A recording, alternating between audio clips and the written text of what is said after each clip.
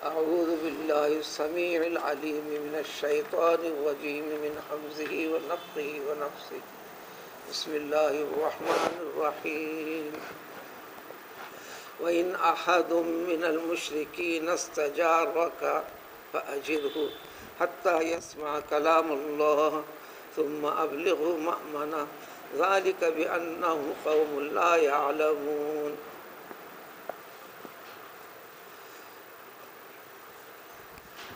سورہ کی ابتدا سورہ برات،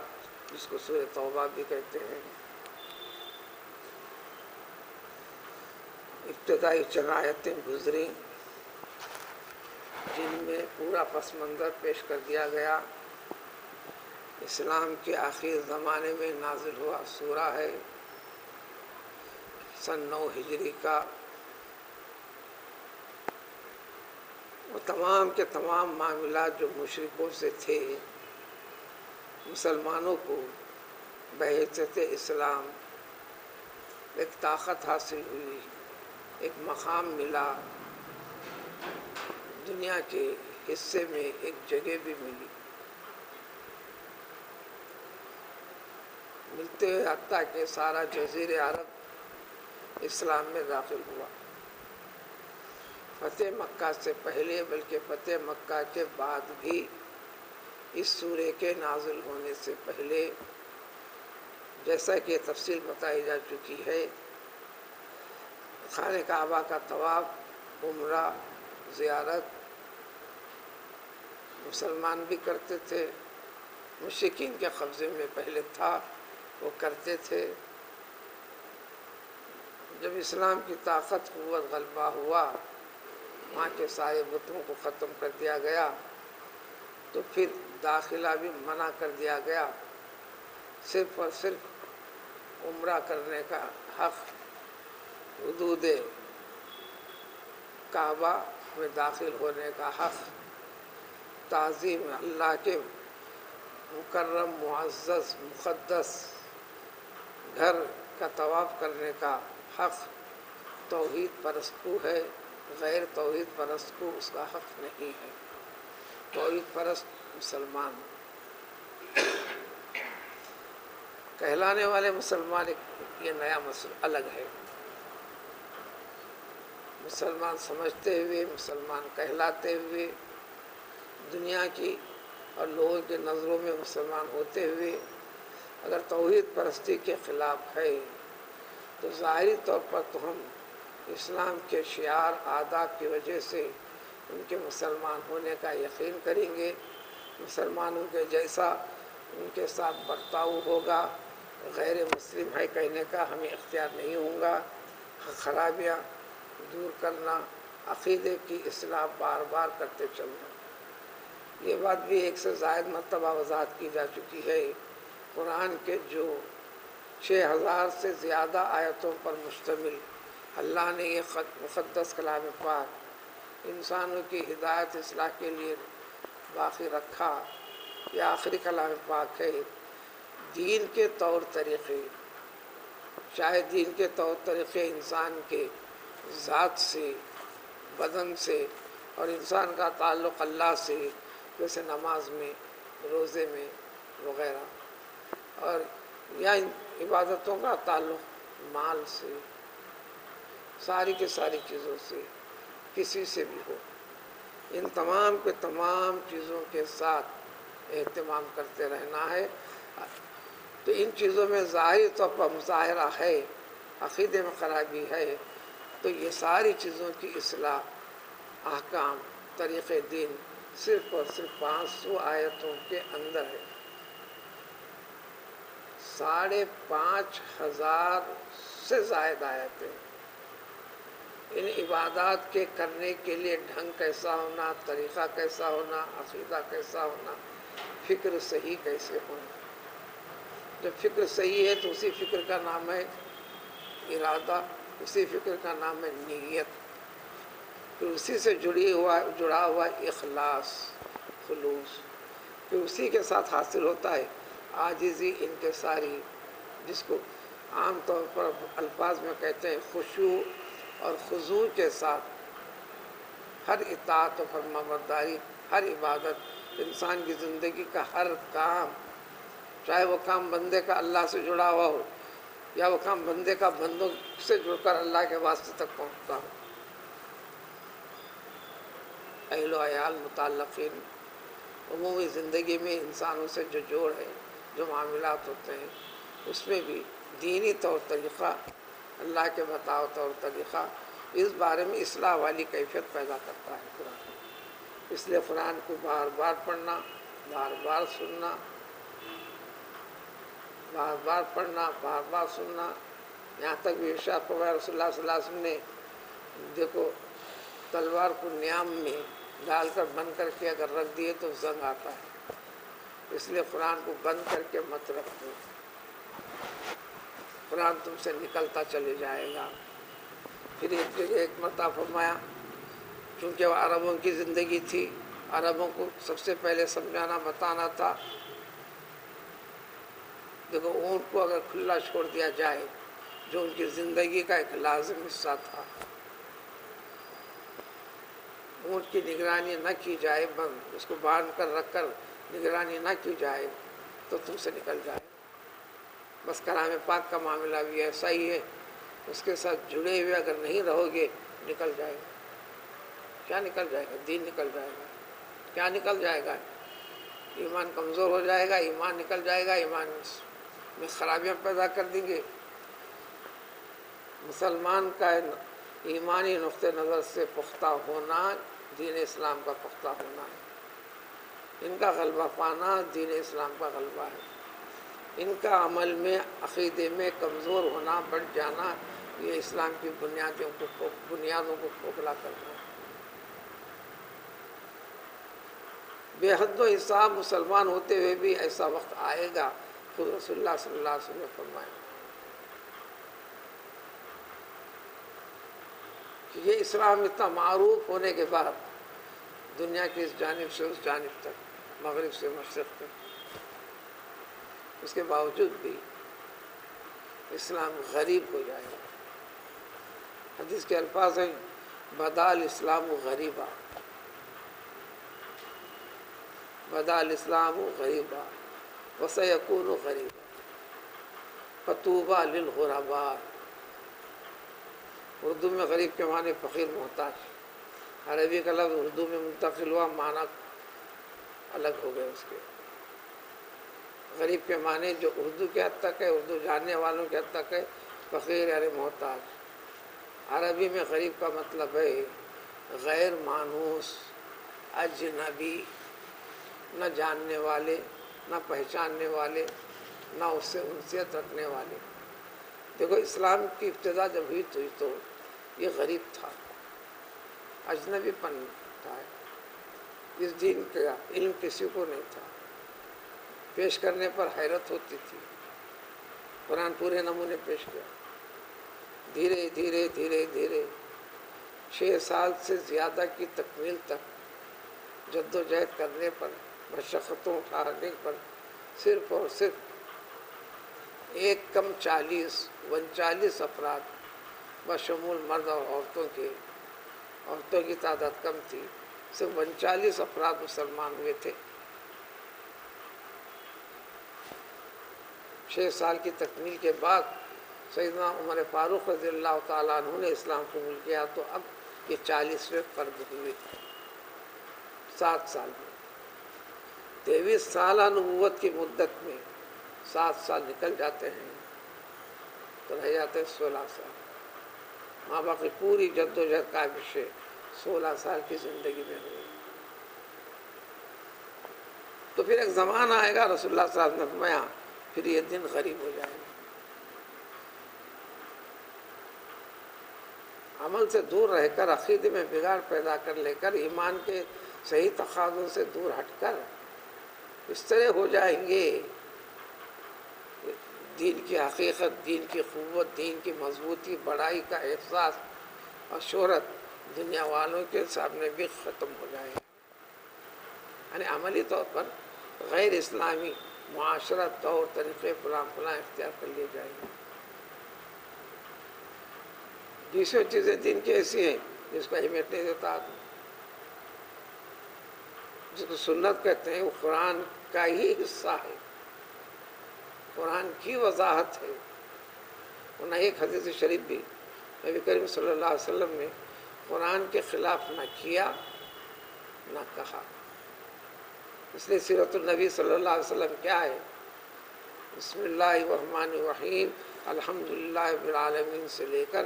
من الجنت والناس تک یہ سیرت النبی صلی اللہ علیہ وسلم ہے۔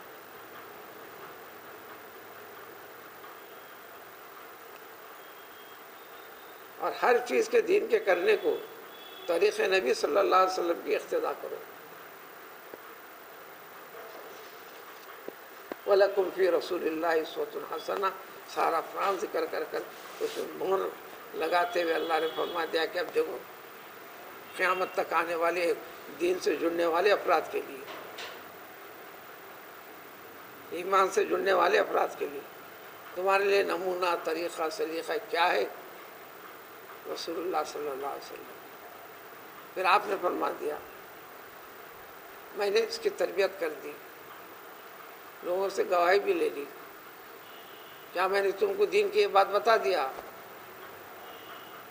جو صحابہ موجود تھے ایک آواز اور بلند آواز سے کہا، ہاں یقیناً آپ نے اللہ کے اس حکم کو، اس چیز کو ہم تک پہنچا دیا، ہم نے سن لیا۔ پھر آپ تمام 1,24,000 یا ایک روایت میں 1,48,000 صحابہ کی موجودگی میں، جس کو خطبہ حجۃ الوداع کہتے ہیں، آخری خطبہ تھا آپ کا، تو اس میں فرمایا کہ اللہ تعالیٰ آسمان کی طرف انگلی اٹھا کر فرمایا، اے اللہ تعالیٰ تو گواہ ہے، میں نے تو پہنچا دیا۔ اور پھر دین کی بقا کی ذمہ داری اس طرح لگا دی، اور صحابہ کے طریقے کو اللہ نے بتا دیا، رضی اللہ عنہ و رضوا عنہ۔ انہوں نے جو کچھ کیا وہ کیا جس کو اللہ پسند کرتے پر راضی ہیں، اور اللہ نے جو کچھ فرمایا، جو کچھ کرنے کو کیا، سب کیا۔ اس نے اللہ کے ہر حکم کو پورے محبت کے ساتھ قبول کیا۔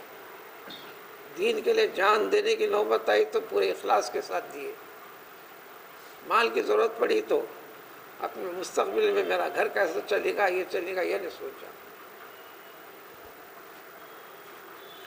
اس لیے للہیت کی منزل پہ پہنچنے کے لیے بعض اہل اللہ نے سمجھایا، چھوٹے بچوں کی میں جو عادتیں ہیں اس کو بڑا اختیار کر لیا تو یقیناً ولی اللہ بنے گا، ولیوں کا سردار بنے گا، وہاں تو الفاظ ہے بدل ابدال بنے گا۔ اس کو دنیا میں سیر و سیاحت کے لیے موٹر گاڑی کی ضرورت نہیں ہوتی، اس کے آنکھوں کے سامنے جہاں بیٹھا ساری دنیا ہے، آنکھ بند کر کے پھر کھولا ارادے کے ساتھ تو جہاں کا ارادہ ہے وہاں موجود ہے، جو قدرت کا نظام ہے وہ ایک ہے۔ توکل کا کمال چھوٹے بچوں کے اوپر ہے۔ اب تو میں کھا لیا، اب اگلی بار میرے کھانے پینے کی وہ فکر بچہ نہیں کرتا۔ میرے کھانے پینے، کھلانے پلانے کے انتظامات میرے ماں اور باپ ہیں، اتنا یقین کہ کبھی فکر ہی نہیں کرتا۔ ڈر والی خوف کی چیزیں تو اچانک چیختا رونے لگتا ہے، پھر ڈر اور خوف کی چیزیں اللہ تعالیٰ جب ذکر کرتے ہیں، دوزخ اس کے ہولناکیوں کا ذکر کرتے ہیں، تو یہ ہیبت اور کیفیت مسلمان میں کیوں نہ پیدا ہو، صحابہ میں پیدا ہو۔ چلتے ہوئے راستے میں کسی گھر کے اندر سے آواز آتی ہے قرآن کی تلاوت کی، حضرت عمر فاروق رضی اللہ تعالیٰ عنہ تو چلتے ہوئے ایک آیت کو سنے تو وہیں بے ہوش ہو کر گر گئے، ان عذاب ربک لواقع، تمہارا رب کا عذاب واقع ہونے میں ذرا بھی شک و شبہ نہیں، یقیناً اللہ تعالیٰ عذاب میں مبتلا کر کے رہے گا۔ اس عذاب کا ایسا کہ میں نہ ہو جاؤں، ہیبت۔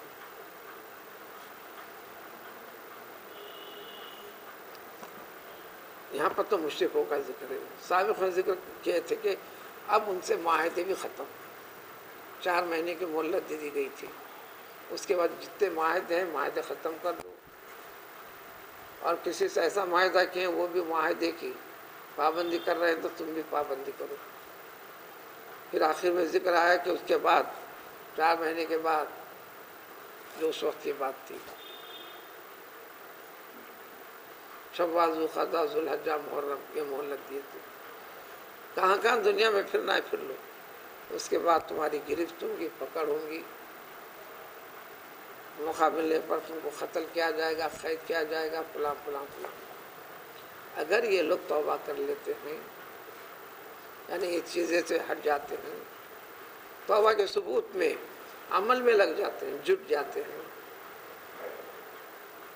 ساری عبادتوں میں مالی اور بدنی جس میں ذکر تھا، اقاموا الصلاۃ وآتوا الزکوٰۃ کے ذریعے سے، اب ان کے ساتھ برا برتاؤ، بری نظر تک نہیں ڈالو گے مسلمان۔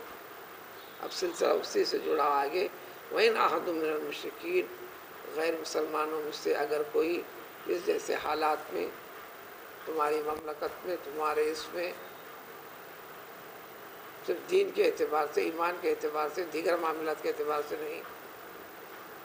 اگر کوئی مشرک یعنی غیر مسلم استجارہ کا تم سے، اس وقت تو پیغمبر صلی اللہ علیہ وسلم آپ سے، آپ کا حکم دے کر سارے صحابہ کو خطاب تھا، بالواسطہ قیامت تک ہر موجودہ مسلمان کے لیے، پناہ طلب کرے، کیونکہ صورتحال پکڑ جکڑ کے آ گئی، امن چاہے تمہارے پاس محفوظ ہونے کا ارادہ کر کے آ جائے، تم اس کو حفاظت میں لے لینا، فاجر ہو، حفاظت میں لے کر پناہ دینا، پناہ دے کر اللہ کی باتیں بتانا، حتیٰ یسمع کلام اللہ، کلام پاک کو سنانا۔ وہ تو عرب تھے، زبان تھی ان کو، اس میں سنانا۔ ابھی ہمارے تک بات آئیں گی، کلام پاک کو پڑھنا، اس کو سمجھنا، ترجمہ مطلب کو جاننا۔ اسی لیے اس آیت شریفہ کے تحت کرتے ہیں کلام پاک کو سننا واجب ہے۔ اس لیے کلام پاک پڑھتے وقت پر کسی قسم کی آواز پکارا نہیں، حکم بھی جاری کیا اللہ تعالیٰ نے، پچھلے گزرا، وَإِذَا قُرِئَ الْقُرْآنُ فَاسْتَمِعُوا لَهُ، قرآن کی تلاوت ہو رہی ہے، پورے کان موڑ دو، فَاسْمَعُوا کے معنی سنو، فَاسْتَمِعُوا پورے دھیان لگا کر غور سے سنو۔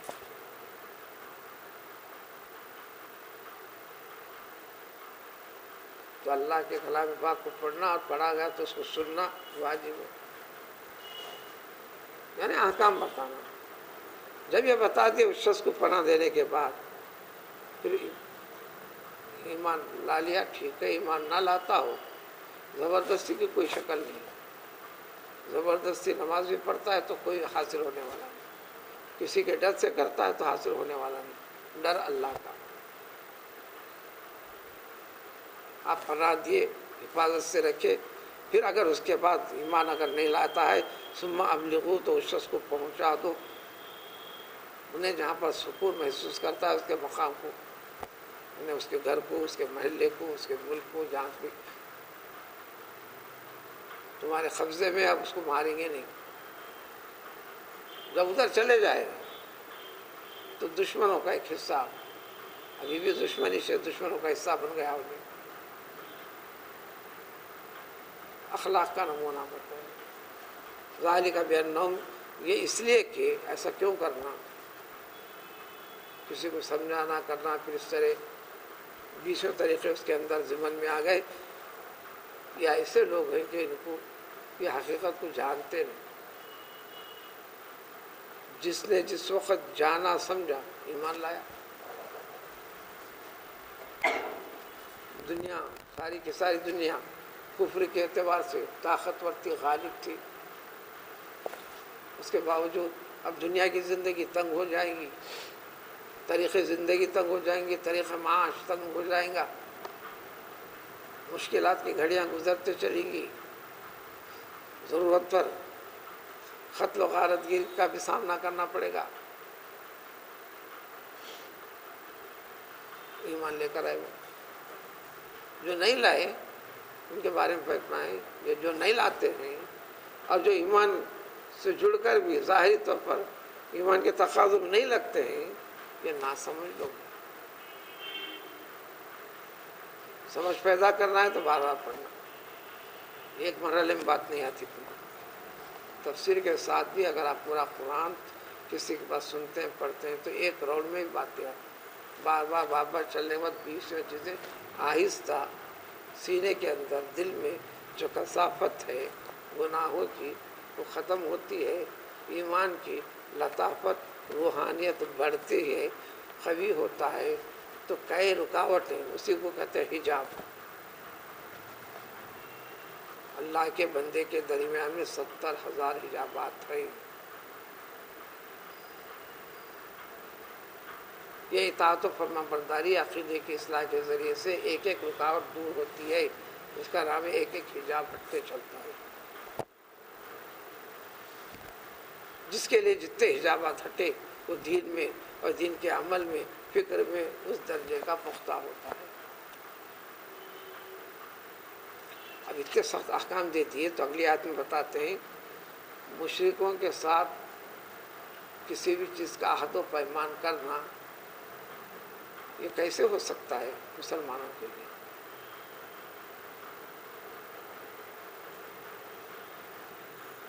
کوئی بھی ایسا عہد جو اللہ کے پاس ہو یا اللہ کے رسول کے پاس ہو کیسا ہو سکتا ہے؟ ہو ہی نہیں سکتا۔ لہٰذا اس قسم کے معاہدے ہیں تو اس کے مدت پہ ختم کر دو، اس کے بعد اس قسم کے مذہبی اعتبار سے کوئی معاہدہ اگریمنٹ نہ کرو۔ ہاں البتہ کسی سے عہد کر کے رکھا ہے تم نے، وہاں تو اس وقت عہد کے بعد تھی مسجد حرام، مسجد حرام کے پاس مسلمانوں کو پتہ ہے وعدہ کسی سے کر لیا، عہد لے لیا، جب تک وہ اس کی پابندی کر رہے ہیں تم بھی اس کی پوری پابندی کرو۔ مومن عہد کے خلاف ورزی کر نہیں سکتا، اس لیے منافق کی علامتوں میں سے بتایا گیا سب سے بڑی علامت جب وہ عہد کرتا ہے وعدہ کرتا ہے تو خلاف کرتا ہے، جس کو ہم کو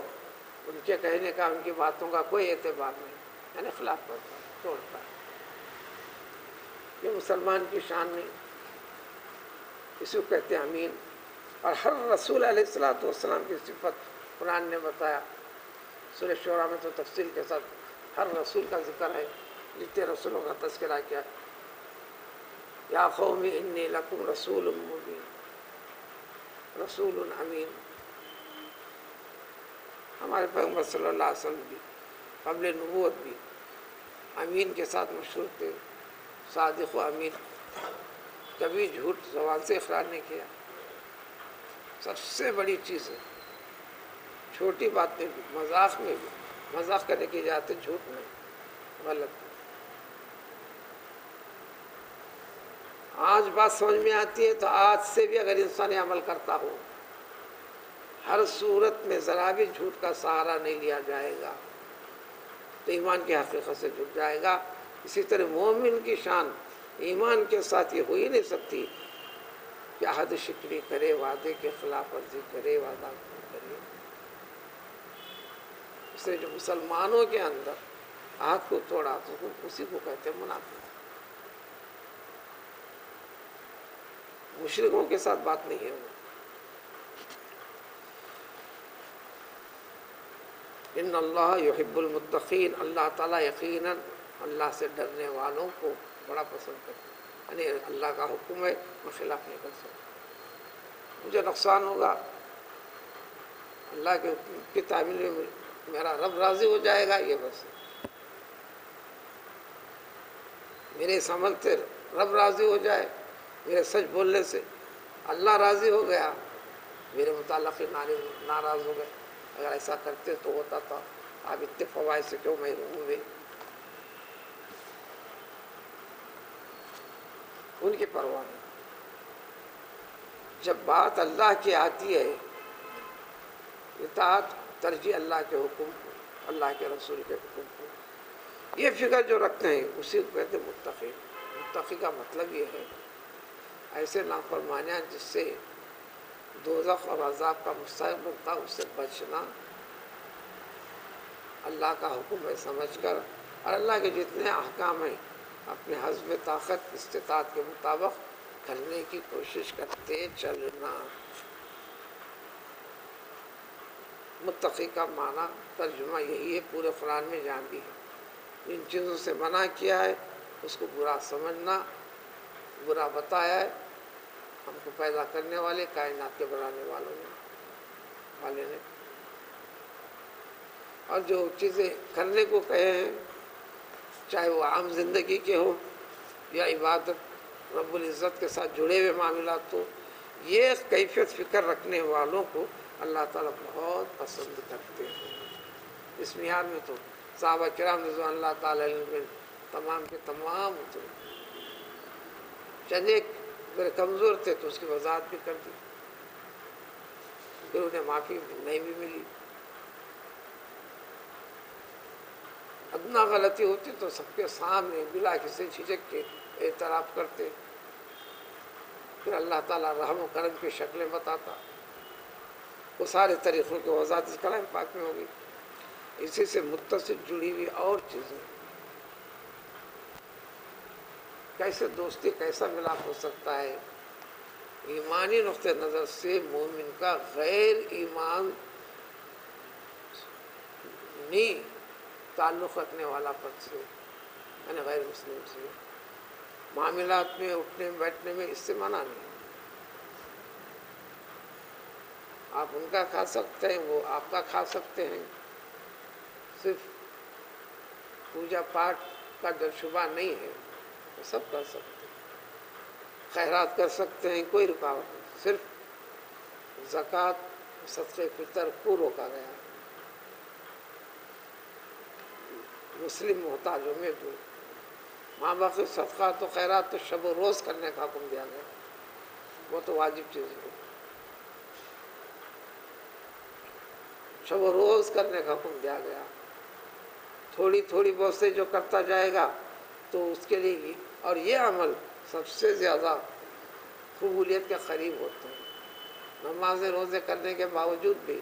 کوئی یقین نہیں کہ وہ اللہ تعالیٰ کے پاس قبول ہی ہوں گے، امید رکھنا ہے کہ انشاءاللہ اللہ قبول فرمائے گا، لیکن رد ہونے کا امکان بھی زیادہ ہے۔ اس لیے قرآن کا سننا عبادت مقبولہ، اذان کے بعد کی دعا قبولیت کے سب سے زیادہ قریب بھی تعلق رکھنے والی، اذان کے کلمات کا جواب دو پھر دعا کرو، وہ دعا قبول ہوتی ہے، اتنا کم سے کم، لیکن اس میں ایک درود کو شامل کر لینا اعلیٰ اور افضل ہے، چونکہ دعا ہے، اور وہ دعا صلاۃ علی النبی ہونا واسطہ، تو اللہ سے جڑنے کے لیے واسطے رسول صلی اللہ علیہ وسلم، جیسے لا الہ الا اللہ کے پابند سے مسلمان نہیں ہوتا، محمد رسول اللہ کے اقرار سے، کیونکہ لا الہ الا اللہ کی وضاحت تعلیم اور تفسیر محمد رسول اللہ صلی اللہ علیہ وسلم کے واسطے سے، تو اللہ تعالیٰ نے نماز وغیرہ ہر چیز میں محمد صلی اللہ علیہ وسلم کا ذکر کچھ متصل اور جوڑ کے رکھ دیا، اذان میں بھی کوئی بھی نماز آپ پر درود کی تکمیل کے بغیر نہ تمام ہے، مکمل نہیں ہے، وغیرہ وغیرہ۔ تو اس جیسے اور چند پہلوؤں کی وضاحت، ان کے ایمان اور خوف خدا نہ ہونے کی وجہ سے کیسا کرتے ہیں، مومن کے اندر خوف خداوندی کس طرح ہونا ہے، لہذا ایمان کو باقی رکھنے کے لیے جو مناسبات والی چیزیں ہیں اصول سے جڑ کے رہیں گا اس دنیا میں، یہ ضروری نہیں کہ ہر ایک مسلمان ہو جائے، یہ منشا خداوندی بھی نہیں ہے، یہ ضروری نہیں کہ تم جس کو چاہے انہیں سدھر جائے، مگر سدھار کے لیے غلطی اس کو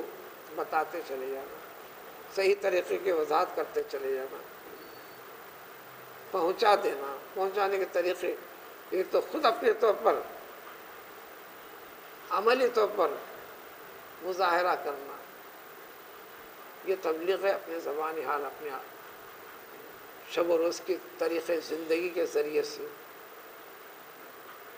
جو آپ سے ملنے والا جہاں پر آپ اٹھتے بیٹھتے ان کے سامنے خدائی کی بات تو آپ کے غیر تک، چاہے وہ آپ کا غیر آپ کا بچہ ہو، چاہے وہ آپ کا غیر آپ کی بیوی ہو، چاہے وہ غیر آپ کا باپ ہو، چاہے وہ غیر پڑوس ہو، کوئی دوست احباب ہو یا کاروبار کا ساتھی ہو، اس کی شکلیں کیسی ہوتی بڑی تفصیل کے ساتھ ہوئی. تو یہ ساری وضاحتیں پھر اگلی آیتوں میں